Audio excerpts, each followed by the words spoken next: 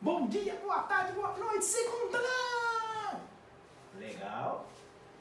Dando continuidade ao nosso tema conflitos e tensões na América Latina, nós vamos hoje começar a trabalhar a primeira parte desse assunto. Tá? Hoje, especificamente, a gente vai trabalhar um pouco a América Latina e também a América do Norte. Então, eu já tinha falado com vocês, desde o início, que eu ia acrescentar informações sobre o tema Estados Unidos e Canadá. Então, hoje, nós vamos trabalhar, nós vamos trabalhar o capítulo 4, e o objetivo, a partir dessa aula, é estudar outros focos de tensões presentes no continente americano. Agora, os países da América do Norte que nós vamos estudar. Então, não vai ser só América Latina, não vou falar só do México, tá bom? Vai adiante. Esses são os países que nós vamos estudar. México, Estados Unidos e Canadá. Tá legal? Adiante. Então, vamos primeiro começar a falar do México. Antes de começar a falar do México, eu quero que vocês vejam este mapa do México. O México de mais de 100 anos atrás. Olha o tamanho territorial do México. Vai adiante. Não, volta aí, peraí, deixa quieto aí. Olha o tamanho dos Estados Unidos há mais de 100 anos atrás e olha o tamanho do México. Agora vai. Adiante. Observe o México de 1830 e o México de 2014. O que você pode já observar? Primeiro, que o México perdeu uma grande parte do seu território, que hoje são os Estados Unidos. Então, uma parte da história do México envolve essa questão. A perda territorial, feita pelos Estados Unidos no decorrer da história. Vai adiante. Então, a Guerra Mexicano-Americana foi um conflito entre Estados Unidos e México ocorrido entre 1846 e 1848. A ambição norte-americana por territórios mexicanos foi grande motivação desse embate. O conflito foi uma das mais variadas etapas chamada de Marcha para o Oeste, conquistando os territórios que os americanos têm hoje na parte centro-oeste e que eram pertencentes ao México. Essa marcha tinha como objetivo estender o território norte-americano em direção ao país vizinho no século XIX. Vai adiante. Então, o México, ou os Estados Unidos do México, é o único país da América Latina que também faz parte da América do Norte. Então, percebam isso, tá, gente? O México é, geograficamente, a América do Norte, culturalmente, a América Latina. Limites ao norte com os Estados Unidos, ao sul com os países da América Central, a leste com o Oceano Atlântico, a oeste com o Oceano Pacífico. Uma observaçãozinha antes para dar continuidade. Ao norte, Estados Unidos. Então, tem muitas pessoas que falam assim, poxa, o mexicano faz fronteira com os Estados Unidos. Isso é bom ou isso é ruim? Isso é legal? Não é. A fronteira Estados Unidos e México, como é que ela é hoje? Aquela questão dos muros que o Trump quer construir. Então tem muita coisa que a gente pode entender fundamentada nessa história. Ter um vizinho rico pode ter boas situações, mas também pode não ter. Vai adiante. De formato afunilado, com seus quase 2 milhões de quilômetros quadrados, possui uma grande diversidade natural. Ao norte predomina um clima mais desértico, ao sul os altiplanos, clima tropical, o relevo também é bem diversificado. Aqui eu estou fazendo uma caracterização um pouco abrangente do México, já que o seu livro fala mais do México. Vai adiante. Um dos principais desafios do México é a sua relação com os países da América Anglo-Saxônica, Estados Unidos e Canadá, já que, historicamente, essa relação foi permeada por conflitos e perdas territoriais. Então, o primeiro fato, entender o México é isso aí. Vai adiante. Aqui você vê o México. E o primeiro conflito que nós vamos citar acontece numa parte ao sul do México chamado de estado de Chiapas.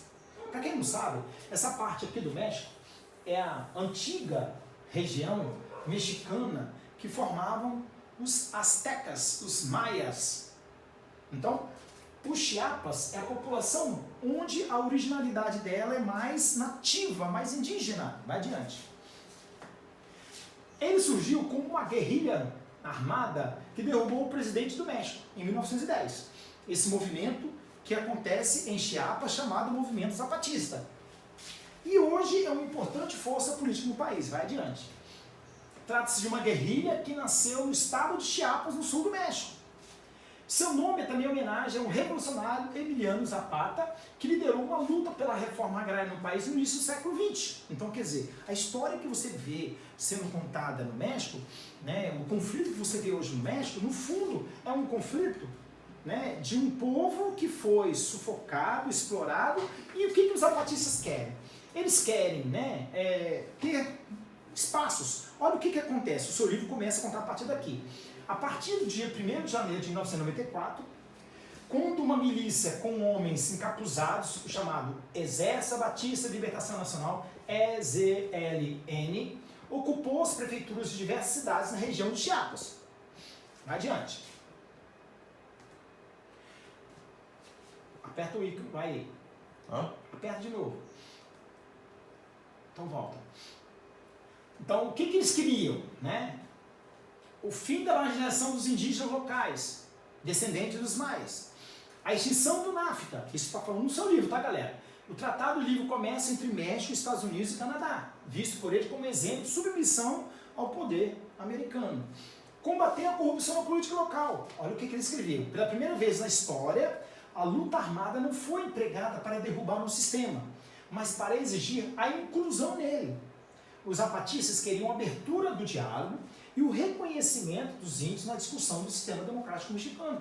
Então foi um movimento mesmo de pessoas ligadas aos nativos indígenas. Vai adiante. A ação durou pouco. Pressionado pelo exército mexicano, os zapatistas deixaram a cidade horas depois, alguns guerrilheiros foram presos e a guerrilha nunca mais disparou uma bala, mas ela se manteve em evidência por usar muito bem a internet e a televisão para divulgar manifesto e cobrar do governo. Foi um movimento chamado de antiglobalização. Vai adiante. Os pilares da guerrilha. Primeiro, o foco, Chiapas.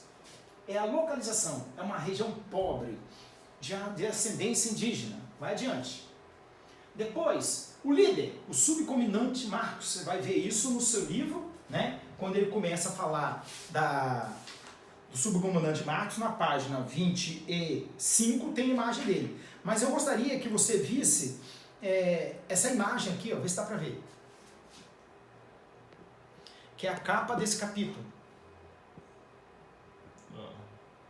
A capa desse capítulo 4 mostra o tio Sam, né? O velho tio Sam, que é a simbologia dos Estados Unidos, né, invadindo e anexando os países da América. Mas isso faz parte lá do outro capítulo que a gente estudou, né? Então, o governo mexicano disse que ele simplesmente, esse exército zapatista, o subcomandante Marcos, é o cara que liderava esse movimento. Tá bom? Vai adiante. O símbolo, o Emiliano Zapata, por isso que é o movimento zapatista. Eles usaram um defensor da reforma agrária radical, o inspirador do movimento zapatista, apoiou um grupo armado de revolução, né? E aí vai contando a história. Mas interessante é você ver essa situação. Vai adiante. As três guerras do México. O esforço pela paz e a guerra às drogas do México contemporâneo. Então você percebe? O México perdeu o território. O México vive enfrentamento no sul por causa da região do Chiapas. E o México também envolvendo a questão da droga. Vamos lá, vai adiante. Primeiro, o Estado contra os cartéis. Vocês vão ver daqui a pouco os mapas dos cartéis mexicanos, que o seu livro também cita. Os cartéis contra os cartéis. Isso transforma as regiões dominadas pelos cartéis em regiões violentas. E depois os cartéis contra a população civil, tá? Organizada. Vai adiante. Adiante. Não, volta. Mas volta lá, não. Aí, agora vai, próximo. Aí você vê aqui a atuação dos grandes cartéis. O seu livro também, na página número 25, ele traz um mapa dos chamados cartéis mexicanos. Aqui mostra, gente, como é comandado o território mexicano. Esses aqui são os nomes das regiões dominadas pelos cartéis. Os cartéis dos Zetas, Sinaloa, da Família, de Beltrán, de Juarez, de Tijuana. Ó, cidade de Juarez, Tijuana. Essas duas cidades aqui, né, Monterrey, mais próximo. Mas essas duas cidades aqui, volta. Essas duas cidades são as cidades mais importantes na fronteira dos Estados Unidos com o México. Por quê? Porque uma parte dessa droga que esses cartéis comandam vão para os Estados Unidos. Então, Tijuana e Cidade de Juarez são cidades que estão na passagem, estão entre Estados Unidos e México. Vai adiante. Aqui você vê a guerra das drogas no México. Então mostra todos esses cartéis lutando, né? E mostra o tamanho da luta. O cartel de Sinaloa brigando por espaços territoriais dentro do México. Todos esses círculos aí mostram o tamanho das áreas de conflito entre os dois tipos de movimento. Vai adiante. A disputa. Por meio de alianças e assassinatos, 7 cartéis disputam as rotas de tráfico que levam os Estados Unidos, o mercado estimado em 34 bilhões de dólares. Então não é uma coisa barata, né? É dinheiro. Ao menos 7 cartéis disputam rotas de tráfico que levam os Estados Unidos ao maior mercado de drogas do mundo, estimado em 34 bilhões por ano. Por meio de alianças, assassinatos, os grupos vêm travando uma guerra pelas rotas mais rentáveis. E a rota mais rentável ou é pelo deserto, né? Ou é, não como diz aí, a Tijuana, né? Cidade de Juarez, e também se avisa aqui próximo da cidade de Brownsville, que é praticamente dentro da fronteira. Vai adiante. Dados da guerra. Estima-se que a guerra contra o tráfico, lançada em 2006 pelo presidente mexicano Felipe Calderón, deixou mais de 50 mil mortos até agora. Vai adiante. Os cartéis. Aqui mostra o nome dos cartéis. Quem são cada um deles? Isso aqui é só para ilustrar mesmo, tá, galera? Eu estou pegando todos os cartéis que o seu livro cita. E aqui resume o que esses cartéis fazem. Manipular, dominar, influenciar. Vai adiante. Vai. Continua. Aqui, o segundo país, então já falamos do México. Esse segundo país, o seu livro não cita, que é o Canadá. Então, no Canadá, nós temos alguns movimentos separatistas. 2. Esse é o primeiro, é a região de Quebec. Vai adiante. O Quebec, em francês, Quebec, ou ainda Quebec, é uma das 10 províncias do Canadá. É a maior província do país e a segunda mais habitada do Canadá. Cerca de 24% da população do Canadá vive dentro dos limites da província. A maior cidade de Quebec é Montreal, né? Que é também a segunda maior cidade do país, sua capital, a cidade de Quebec. O que acontece em Quebec? Vai adiante. Em Quebec, uma província canadense onde se fala majoritariamente o francês. Chegaram a ser realizados 2 referendos em 1980 e 1995 para a independência de Quebec do Canadá. No entanto, em 2006, o parlamento canadense reconheceu o Quebec como uma nação dentro do país, enquanto os separatistas da província mantiveram a ideia de realizar um 3º referendo. Então essa é uma preocupação dentro do Canadá. Se a população do Quebec, né, os quebequenses que falam francês, um país de 2 línguas, né? O Canadá é um país bilíngue, é um país que fala o inglês e o canadense. Perdão, o inglês e o francês, né? E o francês do Quebec e o inglês do Canadá. Então, quem comanda no Canadá é o inglês. E no Quebec a maior parte é francês. Vai lá. Adiante. Com o início das campanhas para as eleições em outubro de 2018 no Quebec, a região vem ganhando destaque pelas políticas linguísticas adotadas de cunho altamente restritivo. A província colonizada pela França possui uma forte ligação com a língua e cultura francesas e um ressentimento com a inglesa presente na maior parte do Canadá. Então, quer dizer, é um movimento separatista e é pacífico, tá, galera? Nenhum aqui dá guerra, nenhum aqui dá conflito, nenhum aqui dá morte. É um movimento secessionista, mas não é uma coisa ainda que se configurou, mas é um movimento que existe, por isso que eu estou citando para vocês. Vai adiante. Aqui ele vai contando todo o processo que desencadeou há 2 anos atrás, né, que nós citamos aqui, vem ganhando destaque, né, como é que isso vai acontecendo. Vai adiante. O segundo movimento que acontece no Canadá, mas que é pouco falado, é a região de Nunavut. Para quem não sabe, Nunavut são os povos esquimós. Os esquimós no Canadá. Vai adiante. Adiante. Nos Estados Unidos. Bom, nos Estados Unidos, em vez de eu ficar falando toda a história dos Estados Unidos, eu consegui na internet 10 movimentos separatistas dentro dos Estados Unidos. Acredite, existe um monte de movimento lá. Mas nenhum deles violento, tá? São movimentos dentro dos estados. Assim como existe no Brasil um movimento para criar um estado, um país no sul do Brasil, um estado dentro de São Paulo, um estado dentro do Nordeste. Então isso aqui faz parte daquele tipo de questão que nós chamamos de questão cultural. Tá? Vai adiante. Primeiro, o Havaí. O Havaí deseja se emancipar dos Estados Unidos. Olha o mapa. Vai adiante. Aí, o Havaí quer se separar dos Estados Unidos. Segundo, o Vermont. Né? Vermont está localizado na região Nova Inglaterra. Né? E também quer se separar. Mostra o mapa aí, Vermont. Vai adiante. Ó, volta. Vermont. Tá? Terceiro, o Alasca. O Alasca já pertenceu à Rússia e agora dentro do Alasca existe um movimento separatista para tentar também criar um Alasca de separar dos Estados Unidos. Vamos lá mostrar o Alasca. Olha onde é o Alasca. Ele já pertenceu à Rússia, tá? Em 1918. A Rússia, final do século XIX, início do século XX, a Rússia vendeu para os Estados Unidos por quase 20 milhões de dólares. Vai adiante. O Texas é o segundo maior estado dos Estados Unidos. Também existe um movimento para separar o Texas. Até porque esse movimento aqui fala um pouco da República do Texas, né? Daniel Miller, em 1861 o Texas separou. Aí começa aquele movimento confederado, vai adiante. Aí o estado do Texas, vai.